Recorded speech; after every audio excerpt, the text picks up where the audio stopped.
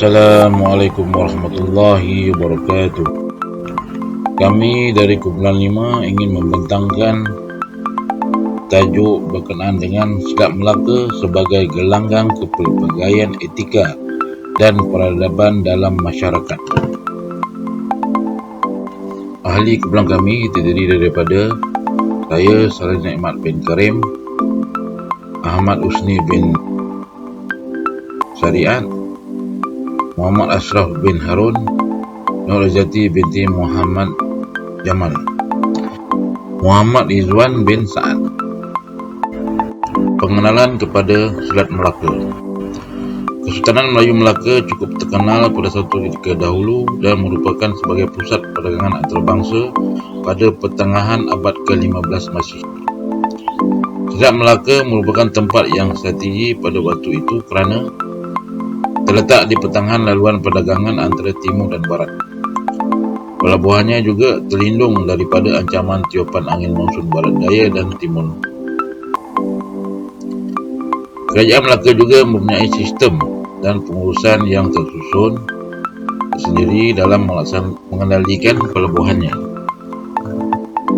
Contoh-contohnya ialah sistem pelabuhan perkapalan, sistem cukai, kemudahan prasarana, menjaga keselamatan para pedagang, kaedah-kaedah perniagaan, mengadakan sistem wang seperti sistem timbangan, nilai mata wang, undang-undang dan peranan nahoda. Bahasa Melayu sebagai bahasa perantara ekonomi. Lingua franca atau bahasa perantara dalam urusan perdagangan di Melaka adalah bahasa Melayu. Bahasa Melayu merupakan bahasa pertuturan utama masyarakat di rantau Asia Tenggara. Melaka menjalankan hubungan perdagangan dengan China. China memasarkan barang-barang di Melaka seperti bahan-bahan wangian, permata, sutera, satin, belerang, besi, alat memasak, tembikar dan puluh. Manakala barang utama yang dibawa balik ke China ialah lada, gaharu, candu, rempah dan bahan-bahan tan Nusantara. Terdapat juga pedagang dari Coromandel yang dianggap terpenting kepada Melaka. Menurut Tom Pires dan Rudy Brio, menganggarkan 4 hingga 5 buah kapal besar datang ke Melaka dengan setiap tahun, dengan nilai dagangan antara 12,000 hingga 15,000 cruzados. Bolehkah Melaka memperoleh keuntungan yang besar. Pedagang dari Benggala juga terdiri daripada pedagang Arab dan Parsi, Turki dan Abyssinia yang membentuk satu syarikat besar untuk datang ke Melaka.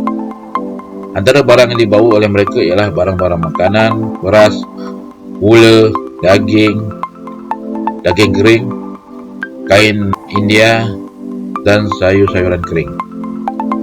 Barang ini kemudiannya ditukar ke Melaka untuk membeli lada, jagung, cengkeh, sutera dari China, tembikar dari Jepun, senjata dari Jawa dan pelbagai barangan lain. Hubungan ekonomi antarabangsa yang terjalin. Interport terpenting bagi Melaka di India dinamakan Kembayat. Pedagang dari Timur Tengah mengambil masa 18 bulan untuk sampai ke Melaka dari Laut Merah. Semasa angin monsun, Kembayat menyediakan senjata, kain taklat, barang tembaga, kain bulu, kismis dan lain-lain.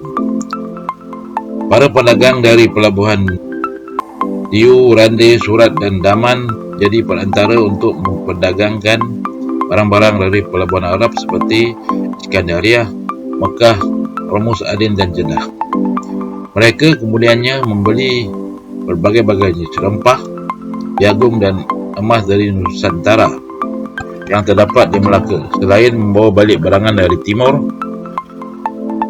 untuk diperdagangkan ke India, ke pelabuhan-pelabuhan Arab dan seterusnya ke Eropah. Hubungan baik dengan China elak diancam Siam. Melaka dan Siam pernah mengalami krisis hubungan yang membimbangkan. Siam pernah mahu menjadikan Melaka sebagai negeri ukti, tapi gagal kerana Melaka mendapat naungan daripada China. Walau bagaimanapun, atas sebab ekonomi, mereka tetap menjalinkan hubungan yang baik dalam aspek perdagangan. Siam menjadi pembekal utama bahan seperti beras, gula, berbagai-bagai jenis rempah dan kayu kayan ke Melaka. Hubungan antarabangsa amat diawasi oleh Melaka.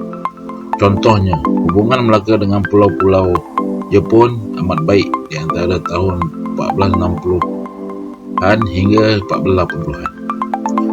Barangan yang mereka bawa dari Jepun ialah seperti kain, sutera, tembikar, pedang, habuk emas dan perak, kipas, kertas dan sedikit makanan. Di Melaka, bahan ini ditukar dengan rempah, arak dan kain yang didapati dari Benggala. Kemunculan Melaka sebagai pusat perdagangan antarabangsa tidak dapat dinafikan kerana pernah berada pada satu tahap yang membanggakan dan dikenali di seluruh dunia. Hubungan perdagangan yang dijalinkan dengan pelbagai negara dapat dilihat dengan jelas. Terdapat lebih daripada 80 bahasa yang dipertuturkan di pelabuhan Melaka. Walau bagaimanapun, lingua franca tetap menjadi bahasa utama di dalam komunikasi harian. Assalamualaikum warahmatullahi wabarakatuh. Nama saya Muhammad Rizwan bin Saad. Nombor student saya BS 01191011. Okey, saya akan menerangkan tentang hubungan ekonomi antarabangsa di zaman Kesultanan Melayu Melaka pada zaman dahulu.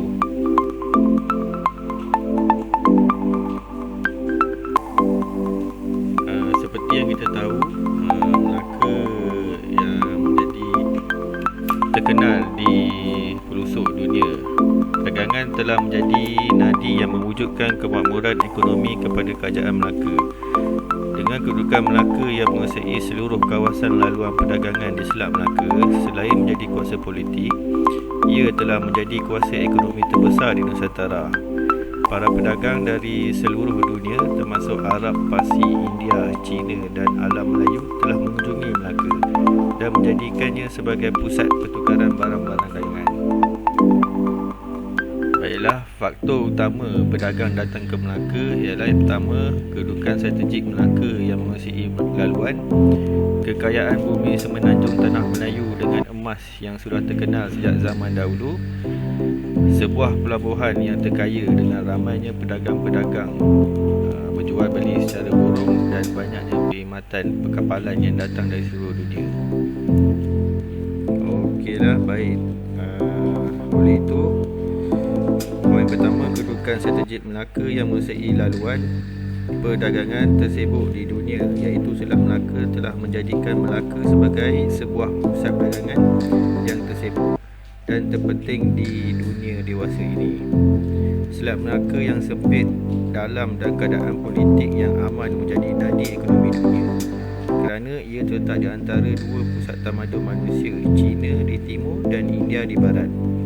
Dari India pula, dunia dihubungkan dengan Arab dan Eropah melalui Mekah dan Aden. Kerana itu juga Nusantara turut dikunjungi oleh para pedagang dari Arab sejak abad ke-6 Masihi lagi. Selain itu, tumpuan para pedagang dari Melaka antara lain disebabkan oleh kekayaan bumi semenanjung tanah Melayu dengan emas yang sudah terkenal sejak zaman Ptolemy 150 Masihi lagi. Sejumlah 83 bangsa telah berdagang di Melaka. Bahkan Melaka telah menjadi pasar raya dunia yang terbesar. memperdagangkan barang dagangan di seluruh dunia. Justru negara-negara besar seperti China, Majapahit, Siam, India dan Arab pula mewujudkan hubungan diplomatik dengan Melaka demi melindungi kegiatan perdagangan rakyat mereka di sini. Akhir sekali, kedudukan Melaka sebagai sebuah pelabuhan dan pusat perdagangan yang unggul bukan sahaja mendapat perhatian masyarakat timur tetapi juga orang-orang Eropah di barat. Maka Melaka menjadi salah satu sasaran barat dalam melaksanakan agenda mereka. Seorang penulis Portugis yang mengungkapkan mengenai Melaka berkata, Melaka ialah sebuah pelabuhan yang terkaya sekali dengan ramainya pedagang-pedagang yang berjual beli secara borong dan banyaknya perkhidmatan perkapalan yang datang dari seluruh dunia. Bagaimanakah hubungan ekonomi antara bangsa Melaka terjalin? Atribut terpenting bagi Melaka di India ialah kembayat. Para pedagang dari Timur Tengah mengambil masa 18 bulan dari Laut Merah untuk sampai ke Melaka.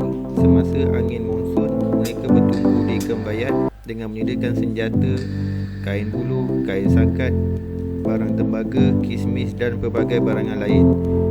Manakala Kembayat pula berdagang dari Kahira, Mekah, Aden, Hormuz selain yang datang dari kawasan Timur Mediterranean dan pesisiran Timur Afrika berkumpul berpuak-puak membentuk syarikat sebelum berlayar ke Melaka. Selain itu, Melaka dan Siam pernah mengalami krisis hubungan yang membimbangkan. Siam pernah mahu menjadikan Melaka sebagai negeri ufti tetapi gagal kerana Melaka mendapat naungan daripada China. Walau bagaimanapun, atas sebab ekonomi, mereka tetap menjalinkan hubungan yang baik dalam aspek perdagangan. Siam menjadi pembekal utama bahan seperti beras, gula, berbagai-bagai jenis rempah dan kayu kayan ke Melaka. Selain daripada Siam dan Timur Tengah, Pegu Burma juga merupakan antara pedagang yang rapat dengan Melaka. Mereka terkenal dari sudut pembinaan kapal. Apabila barang bahan dagangan habis dijual, mereka akan menjual anak-anak kapal kepada saudagar-saudagar di Melaka. Tom Paris menganggarkan sepanjang bulan Februari dan Mac setiap tahun terdapat antara 20 hingga 30 buah kapal kecil datang ke Melaka. Sama ada untuk menjalankan hubungan dagangan ataupun tukaran barang dengan saudagar dari Melaka. Ini menunjukkan bahawa hubungan Pegu dengan Melaka adalah hubungan terus, bukan secara hubungan perantaraan. Akhir sekali, saya akan menerangkan hubungan Melaka dengan Pulau-Pulau Ryukyu di Jepun. Hubungan Melaka dengan Pulau-Pulau Ryukyu Jepun amat baik di antara tahun 1460-an hingga 1480-an. Barangan yang mereka bawa dari Jepun ialah seperti kain, sutera, tembikar, pedang, habuk, emas dan perak dan sedikit makanan. Di Melaka, bahan ini ditukar dengan rempah, arak dan kain yang didapati dari Benggala. Okey, sekian daripada saya. Kawan saya akan sambung seterusnya untuk topik-topik yang lain. Sekian, terima kasih. Assalamualaikum warahmatullahi wabarakatuh. Saya Ahmad Husni bin Sarian. Islam penggunaan sistem keberkesanan dalam Melaka, peranan Laksmana dan Perang Laut, pelabuhan Interport, peranan Syah Bandar, sistem cukai dan kebenaran bernegara, kemudahan di pelabuhan ialah antara faktor baru yang mempengaruhi perkembangan Islam Melaka, iaitu pertama, kedudukan geografi. Sebenarnya Tanah Melayu terletak di tengah perjalanan ke barat. Muara Sungai Melaka yang dalam. Pelabuhan Melaka terlindung tiupan angin monsun kerana menjadi terpaksa melindungi tiupan angin monsun timur laut, manakala Pulau Sumatera melindungi angin monsun barat raya yang berbentuk ke bumi Melaka ke Bukit Bukau menjadi panduan kapal dagang dan strategik untuk menghati dan mengawasi musuh. Penggunaan sistem patawang memudahkan urusan perdagangan, penggunaan wang logam. Wang logam diperbuat daripada timah mata wang perak dan timah dibawa dari Pedir, Pasai, Kebayan dan Gujarat. Keberkesanan undang-undang Laut Melaka dibuat bagi melancarkan aktiviti perdagangan. Mempunyai 24 fasa, antaranya tentang tertib berniaga, hukum jenayah, cara jual beli, larangan dan tanggungjawab anak kapal dan nakoda. Peranan Laksamana dan orang laut. Laksamana menjaga keselamatan para Melaka. Orang laut menjaga tugas-tugas perdagangan. Pelabuhan Intraport Melaka sebagai pusat pengumpulan dan pengedar barang dagangan.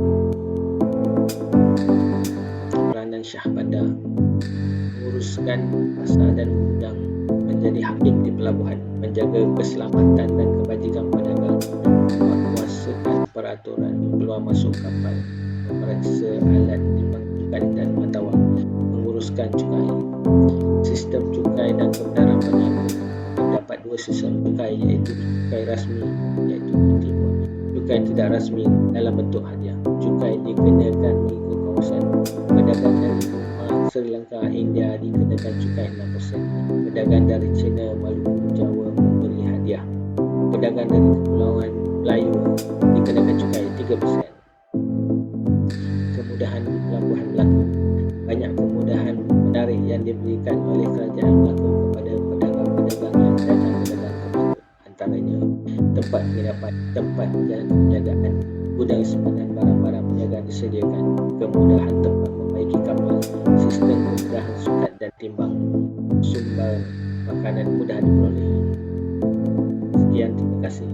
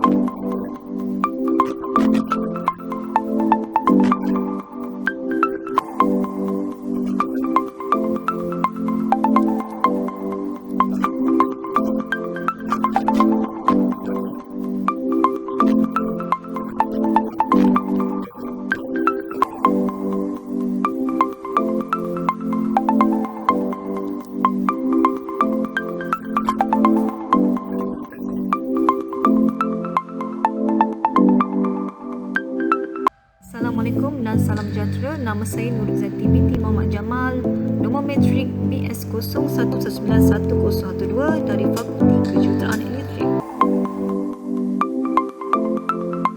Selat Melaka sebagai gelanggang kepelbagaian etika dan peradaban dalam masyarakat.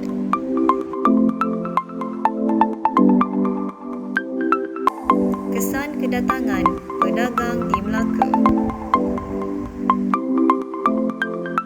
Kesannya ialah wujudnya perkampungan Islam dan adanya orang Islam dari Arab yang indah diberi kedudukan dalam kerajaan, iaitu Mahdum Said Abdul Aziz dari Hijaz dan Tun Ali dari India. Sultan Melaka juga mulai Islam dan mulalah orang-orang tempatan membeli Islam. Peristiwa ini berlaku bila Baginda Mahdum melihat akhlak para pedagang Islam dan membentuknya proses pengislaman Melaka. Para pedagang di Melaka juga mula menyebarkan ke pulau-pulau Nusantara seperti Jawa, Maluku, Sulawesi dan lain-lain. Berbeza melalui wilayah daratan di Asia Barat berkembang melalui kapal-kapal pedagang. Kemajuan dan kemakmuran di Melaka menjadi pemangkin dakwah Islamiah.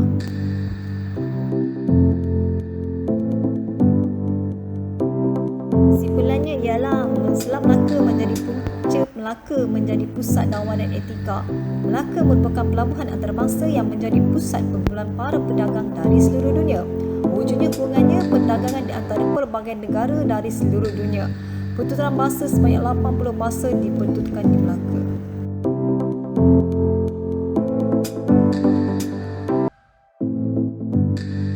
Sekian, terima kasih dari kumpulan kami dan ucapan Assalamualaikum warahmatullahi wabarakatuh.